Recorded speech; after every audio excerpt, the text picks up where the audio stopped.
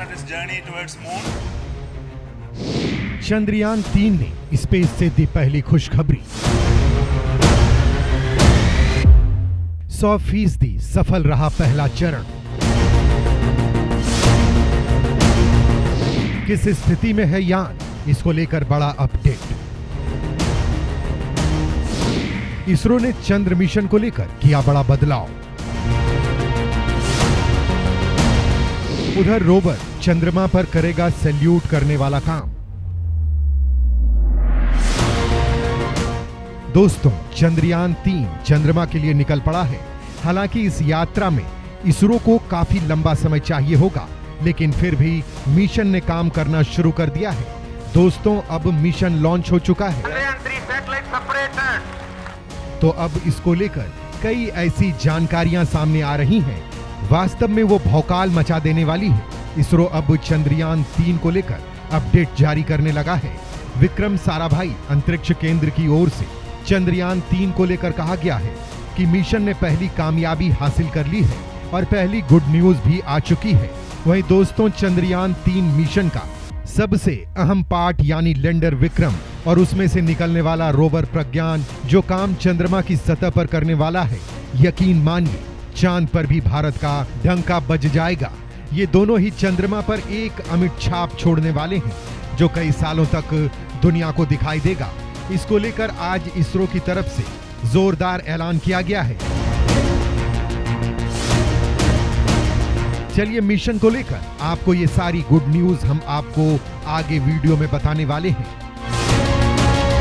चंद्रयान 3 को लेकर नया अपडेट, बेहतरीन कंडीशन में है अंतरिक्ष यान, आई पहली गुड न्यूज।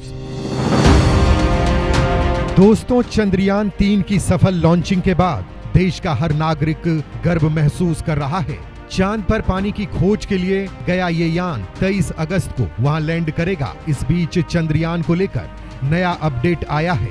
विक्रम साराभाई अंतरिक्ष केंद्र के निदेशक एस उन्नी कृष्णन नैयर ने अपडेट देते हुए बताया कि आज से ऑन बोर्ड थ्रस्टर्स को फायर किया जाएगा और चंद्रयान 3 को 23 अगस्त को चंद्रमा की सतह पर उतरने के लिए पृथ्वी से दूर ले जाया जाएगा।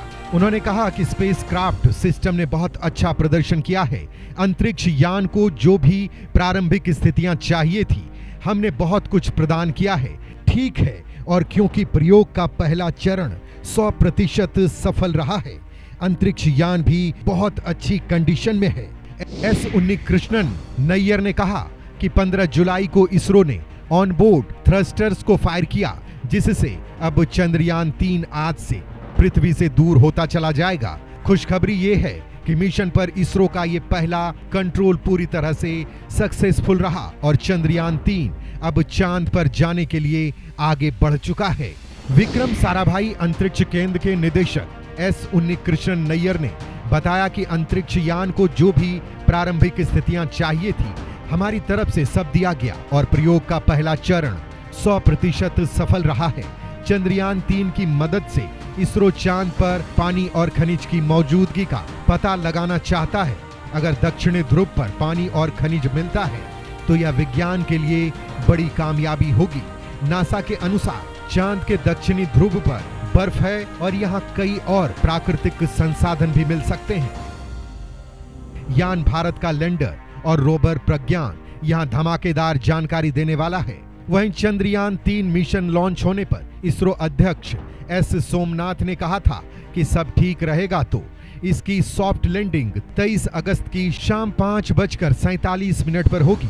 सॉफ्ट लैंडिंग की कोशिश सफल होने पर भारत ऐसी उपलब्धि हासिल कर चुके अमेरिका, पूर्वी सोवियत संघ और चीन जैसे देशों के क्लब में शामिल हो जाएगा। वहीं दोस्तों, इसरो को लेकर एक और जानकारी सामने आई है कि चंद्रयान 3 मिशन का तीसरा सबसे अहम पार्ट यानी रोवर प्रज्ञान कुछ ऐसा करने वाला है कि भारत की पहचान चंद्रमा पर कई सालों तक रहेगी। चांद की सतह पर हमेशा रहेगा भारत का राष्ट्रीय चिन्ह। चंद्रयान 3 का रोवर बनाएगा न मिटने वाला निशान। भारत का तीसरा चंद्र मिशन चंद्रयान 3 चांद की सफर पर निकल चुका है। इस समय पृथ्वी की कक्षा में है और धीरे धीरे चक्कर लगाते हुए चांद की तरफ बढ़ रहा है। चंद्रयान 3 का मुख्य लक्ष्य चंद्रमा की सतह पर इसकी सॉफ्ट लैंडिंग कराना है। इसके बाद ये चांद की सतह से डेटा इकट्ठा करेगा और इसके रहस्यों से पर्दा उठाएगा। इसके साथ ही चंद्रमा पर भारत के राष्ट्रीय चिन्ह के निशान भी छोड़ेगा। चंद्रयान 3 के 23 अगस्त को चंद्रमा के दक्षिणी ध्रुव पर सॉफ्ट लैंडिंग की योजना है। अभी तक सिर्फ 3 देश अमेरिका, रूस और चीन ही ऐसा कर चुके हैं। ऐसा करने के साथ ही भारत भी इन देशों के क्लब में शामिल हो जाएगा। चंद्रयान 3 के साथ इस बार केवल रोवर और लैंडर ही जा रहे हैं। चंद्रयान 2 के साथ भेजा गया ऑर्बिटर अभी भी वहां मौजूद है और काम कर रहा है। चंद्रयान 2 को 2019 में भेजा गया था, लेकिन सॉफ्ट लैंडिंग नहीं कर पाया था। चंद्रयान की सतह से 2 किलोमीटर पहले चंद्रयान 2 के लैंडर का संपर्क टूट गया था।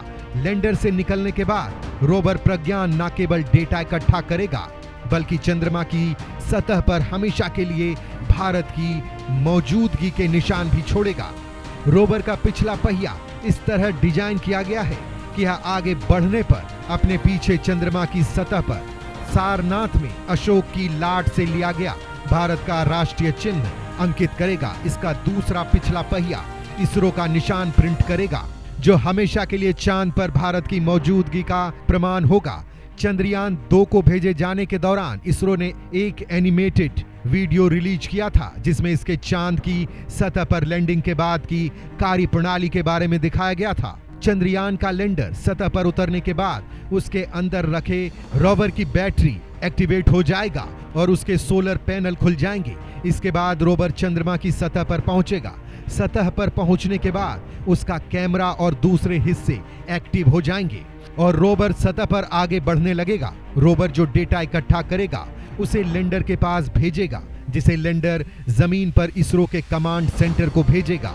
लैंडर के माध्यम से ही इसरो के वैज्ञानिक रोवर को कमांड भेज सकेंगे। रोवर का कार्यकाल 1 चंद्र दिवस यानी धरती पर 14 दिन के बराबर होगा। चंद्रमा की सतह पर परीक्षण के दौरान रोवर प्रज्ञान लैंडर से 500 मीटर से ज्यादा दूरी पर नहीं जा सकेगा। दोस्तों, आपको बता दें कि भारत का मून मिशन चंद्रयान 3 चंद्रमा की ओर अपने सफर पर रवाना हो गया है। इस लॉन्चिंग के साथ दुनिया में पहले से जारी एक स्पेस रेस और तेज हो गई है। इसमें भारत का मुकाबला चीन से है, जिसने हाल ही में चंद्रमा को लेकर अपनी नई योजना का खुलासा किया है। भारत का चंद्रयान 3 एक मानव रहित स्पेस मिशन है, लेकिन चीन ने 2030 तक इंसान को चंद्रमा पर उतारने की घोषणा की है। अपने इस मिशन से चीन चंद्रमा पर मानव को भेजने वाला अमेरिका के बाद दूसरा देश बन जाएगा।